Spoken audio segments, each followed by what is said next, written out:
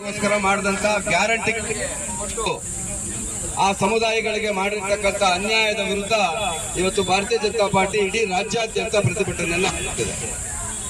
ಈಗ ಅನೇಕ ನಮ್ಮೆಲ್ಲರ ಮುಖಂಡರು, ನಮ್ಮ ಶಾಸಕ ಅನ್ಯಾಯವನ್ನ ಕರ್ನಾಟಕದ ಜನತೆಗೆ ಈ ಒಂದು ಸಿದ್ದರಾಮಯ್ಯ ನೇತೃತ್ವದ ಸರ್ಕಾರ ಮಾಡ್ತಾ ಇದೆ ಅಂತಕ್ಕಂಥದ್ದು. ಯಾವುದೇ ಜನಗಳಿಗೆ, ರೈತರಿಗೆ ಬೇಕಾದಂತ ವ್ಯವಸ್ಥೆ ಬಗ್ಗೆ ಅವ್ರಿಗೆ ಕಾಳಜಿ ಇಲ್ಲ. ಇವತ್ತು ವಿದ್ಯುತ್ ಗ್ರಾಮಾಂತರ ಮಟ್ಟದಲ್ಲಿ ಕಣ್ಣ ಮುಚ್ಚಲೆ ಆಡ್ತಾ ಇದೆ. ದಿನಕ್ಕೆ 7 ಗಂಟೆ ವಿದ್ಯುತ್ ಕೊಡ್ತೀವಿ ಅಂತ ಹೇಳ್ತಾರೆ, 2 ಗಂಟೆ 3 ಗಂಟೆನೂ ಕೂಡ ಕಂಟಿನ್ಯೂಸ್ ಕ್ವಾಲಿಟಿ ಪವರ್ ಕೊಡ್ತಾ ಇಲ್ಲ.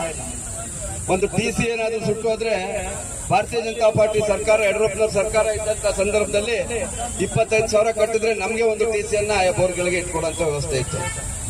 ಇವತ್ತು 3 ಲಕ್ಷ ಖರ್ಚು ಮಾಡಿದ್ರು ಕೂಡ ಅವರೊಂದು ಟಿಸಿಯನ್ನ ನಾವು ತರೋದಕ್ಕೆ ಆಗ್ತಾ ಇಲ್ಲ. 6 ಅವರ್ 7 ಅವರ್ ಕೊಡ್ತೀನಿ ಅಂತ ಬಂತ ಕರೆಂಟು 1 ಗಂಟೆ 2 ಗಂಟೆ ಯಾವತ್ತು ಲೈನ್ ಕ್ಲಿಯರ್ ತಗೊಂಡಿದ್ದೀವಿ, ಲೈನ್ ರಿಪೇರ್ ಮಾಡ್ತಾ ಇದ್ದೀವಿ. ಈ ತರದ ಕಾರಣಗಳನ್ನ ಹೇಳ್ಕೊಂಡು ರೈತರು ಇವತ್ತು ತೋಟಗಳನ್ನ ಒಣಗಿಸ್ಕೊಂತಾರಂತ ನೋಡ್ತಾ ಇದ್ದೀವಿ.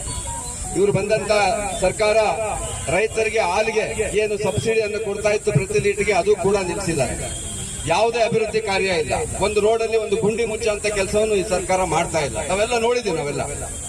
ಸೊ ಅಂತದನ್ನು ಬಿಟ್ಟು ಬೇರೆ ಜನಗಳನ್ನ ಬೇರೆ ಕಡೆ ಎಳೆಯೋ ದೃಷ್ಟಿಯಿಂದ ಈ ಒಂದು ಕೆಲಸವನ್ನು ಮಾಡ್ತಾ 18 ಜನ ಶಾಸಕರು ಯಾವುದೋ ತಾಲಿಬಾನಿಗಳ ತರ ಅವ್ರಿಗೆ ಸಭೆಗಳಿಗೆ ಹೋಗಬೇಡಿ, ನೀವು ವಿಧಾನಸೌಧ ಲಾಂಜಲ್ಲಿ ಕಾಣಿಸ್ಕೊಳ್ಳಂಗಿಲ್ಲ, ಈ ತರ ಅವ್ರನ್ನೆಲ್ಲ ಒಂದು ಡಕಾಯಿತ ರೀತಿಯಲ್ಲಿ ನಡೆಸ್ಕೊಳ್ತಿರೋದನ್ನ ನೋಡಿದ್ರೆ ಅದು ಅವರವರ ಕ್ಷೇತ್ರದ ಜನಗಳಿಗೆ ಮಾಡಿದಂತ ಅನ್ಯಾಯ ಅಂತಕ್ಕಂಥದ್ದನ್ನ ನಾವೆಲ್ಲ ನೋಡ್ಬೇಕಾಗ್ತದೆ. ಸೊ ಇವೆಲ್ಲ ಈ ಸರ್ಕಾರದ ವಿರುದ್ಧ ಅನೇಕ ದಿನಗಳಿಂದ, ಆ ಸರ್ಕಾರ ಬಂದಾಗಿಂದ ಕೂಡ ಕನಿಷ್ಠ ವಾರಕ್ಕೊಂದೊಂದು ಹೋರಾಟವನ್ನು ನಾವು ಡಿಸಿ ಕಚೇರಿ ಮುಂದೆ ಮಾಡ್ತಾ ಬರ್ತಾ ಇದ್ದೀವಿ. ಸೊ ಇದನ್ನ ಜನಾಂದೋಲನವನ್ನ ಇಡೀ ರಾಜ್ಯಾದ್ಯಂತ ರೂಪಿಸಬೇಕು.